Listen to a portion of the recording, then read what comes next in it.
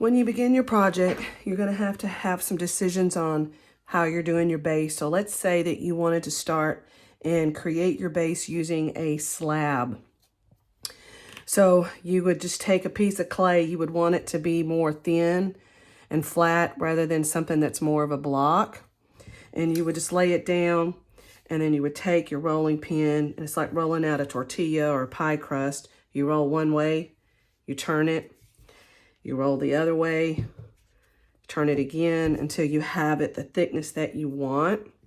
And then you can just use a lid of any size, or if you've cut out a circle, and you can use that for your pattern. You can see that it just keeps growing. So you don't need a really large piece to do a slab. And then you would take and lay your,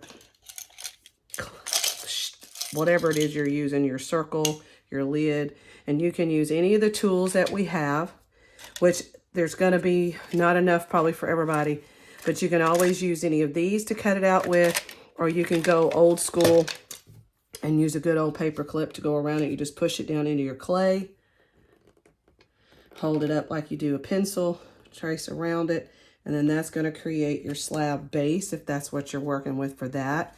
And then you can hang on to this and use it because you may need to have these for your pieces you're attaching. So you're going to want your slab to be about this thick, about 1/4 of an inch or so thick, and then you can lay that aside. Then you're ready to start with your coils. I'm assuming that you're building up with coils. So you can pinch off pieces of clay in your hand to do that with. And I like to start rolling in my hands like this. You have to be very careful because you can see this fold that's in there right now, and you can see the crease here, that if you're not careful, it's very, very easy to roll an air bubble into a coil. So you have to be very careful with that. And then you're going to roll palm to fingertip. And your goal is to apply just enough pressure that you can watch your coil begin to stretch and roll out. Now, I went ahead and I've rolled out several pieces. So I found that it's just easier to have a couple at a time or have several at a time before I attach them.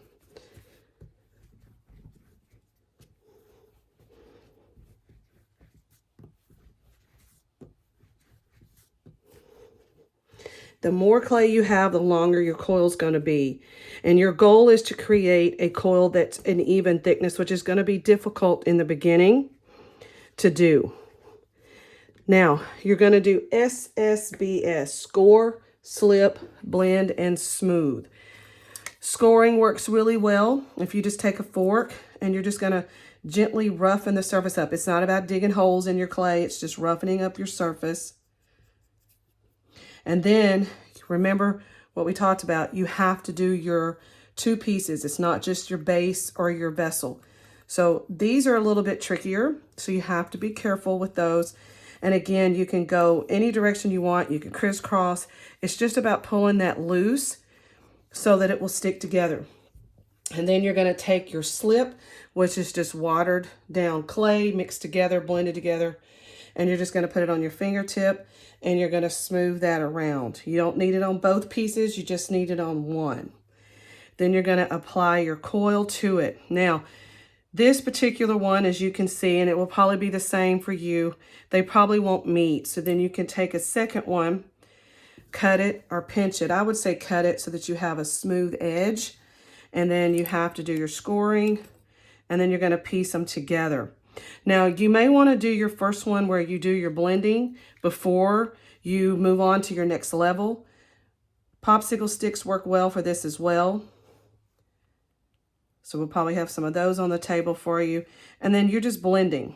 You're just pinching this down a little bit. I say pinching. You're taking your clay and you're going to pull that down, grab that edge and just pull that down into your base. And then after that, you can add more and more layers as you go. I usually do 3 or 4, and then I start smoothing it out. You're going to do the inside, and you're going to do the outside. Now, you'll notice that I'm picking my clay up, and I'm moving it around. You have to do what works for you. You also notice that I have canvas on the table. I know that you cannot roll a slab onto the surface of the table, not because I care if it gets dirty, but because you're going to make your, it's going to stick. So newspapers are okay, but what happens a lot is the newspaper gets really wet and then that paper pulls off into your clay. It'll burn off in the kiln, but I like the canvas better. And then you're going to take just any kind of water that you have and you're going to smooth all this together as you go. Because remember, it's scoring, slipping, blending, and then smoothing. Okay? And then you take just water on your finger and do the same thing. Now you have to be careful. We're not trying to wet our clay to the point that it becomes mushy and starts to collapse. So this one, I've already added 3 layers of coils. You can start to see that I've worked on my blending with that. And so I wanted you to see that as you're blending it together, it's going to still be rough. And then I wanted you to see what that looked like as you come in and start to smooth that in with your water. Again, it's not about soaking your clay. It's just getting your finger wet enough to smooth this out. One of the things you're going to find is clay is, it's a very difficult medium at times. So you need to be patient. Be patient with yourself. Be patient with the clay and work with it, and don't get in a rush with it. And then you come in and you smooth this. You can always use any kind of tools that we have, anything that we have that might blend that or smooth that. Trying to see what we've got. I'll just go back to what I have.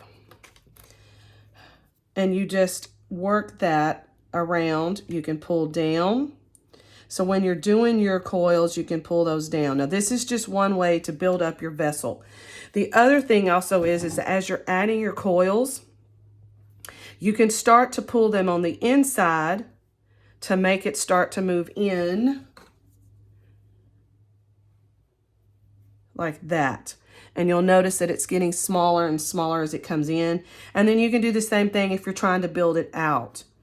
So again, you're still scoring. I'm just showing you for the sake of demonstration that you're just laying this around the edge.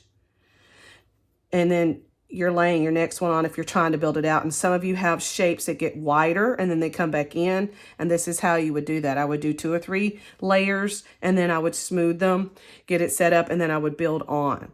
Now that's just one way to do that, is to do a slab and work with coils.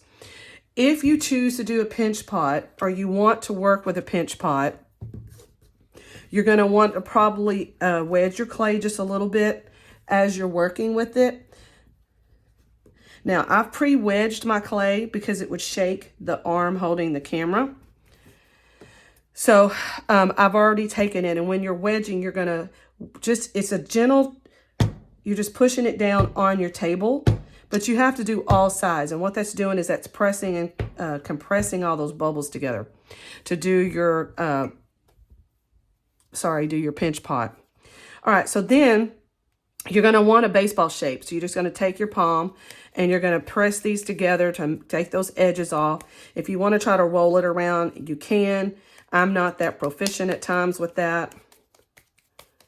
And then you're going to push your thumb in. Because remember, we've already wedged it. You're also pushing air bubbles out when you do this. So you're going to push in. And the trick is you're using your fingers on the sides as well as your thumb.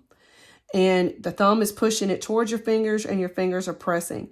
So the reason that this one is a little more challenging is because of the size.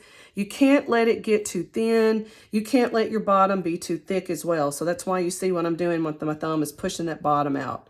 Now this is fine.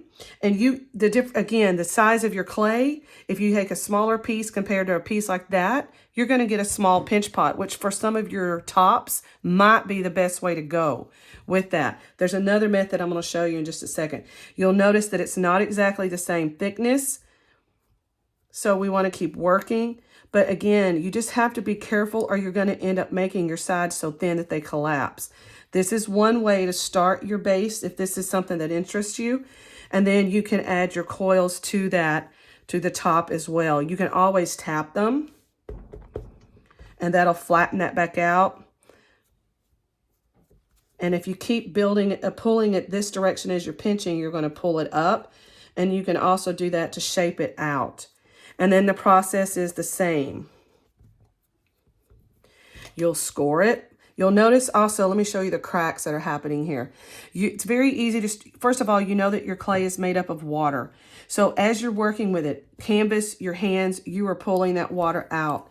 Coils are the easiest to dry out real quickly, and I strongly encourage you not to ball up your clay and try to start over. You have to be careful doing that. I know a lot of teachers teach that method. I have just found that it makes the clay lock in air bubbles. It makes it so dry that it just cracks. So you have to be cautious and conscientious of what you're doing. If you started with the pinch pot bottom, then the process is the same. You're going to add your slip to it, and then you'll add your coil to it. And you may want those coils to be a little thinner than what I have because the pinch pot is not that thick. And then the process is the same. You continue to take, and just like with the coils on top of coils, you're pulling that clay down into the other piece, pulling the clay up into the other piece, and then you blend it, which is what I'm doing, and then you smooth it out.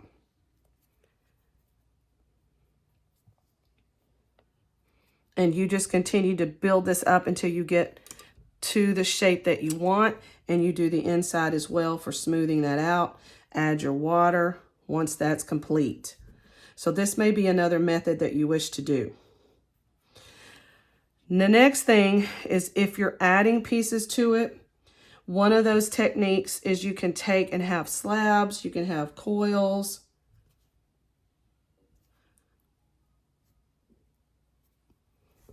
And we have a few other things I'll show you in classroom. I won't put that over to the side for just a moment. And then what you may also have is you may have some pieces that you're attaching, and you may need to cut them out to add them on, or you just may need to have, you can even have a slab, a coil that you've pinched out, but you can have a slab and you can just apply these to that. Use your paper clip, pencil, and then you trace it. And have your piece like that, that then you score, slip, smooth, blend and smooth on as you attach it to your vessel. Okay, there's one more thing. I'm going to use a small piece of clay for this. It's similar to a pinch pot. That may not be big enough. It's similar to a pinch pot. We're just not pinching the pot out. So I'm going to roll this up. So let's say I'm making my lid, or I'm making the top of my dragon head, or my bear, or my pig. You can take and put your thumb into your clay, because remember, it can't be left really thick. And then you can start shaping your clay and pulling out. This is a harder approach. You can always take a small piece, but you just take and you shape it. You have your tools you can use. Some of you will be very adept at this. Some of you will be not, like Miss Mason, and not be that great. And you can shape whatever you want. You can push in areas for perhaps your eyes, and then you can come in and take pieces of clay, ball them up, do your scoring and your slipping, even on little bitty pieces like this, and then you can attach them. So this is another method as well, which for some of your tops and lids you may want to do. Now I did do that wrong because my hole is over here, and your goal is to have the hole at the bottom, so I would have to fix that. So it really needed to be here, and I pulled that out on the wrong side, so don't do what Miss Mason did. So I'll have to seal that up with some clay and fix that. Let me know what you need.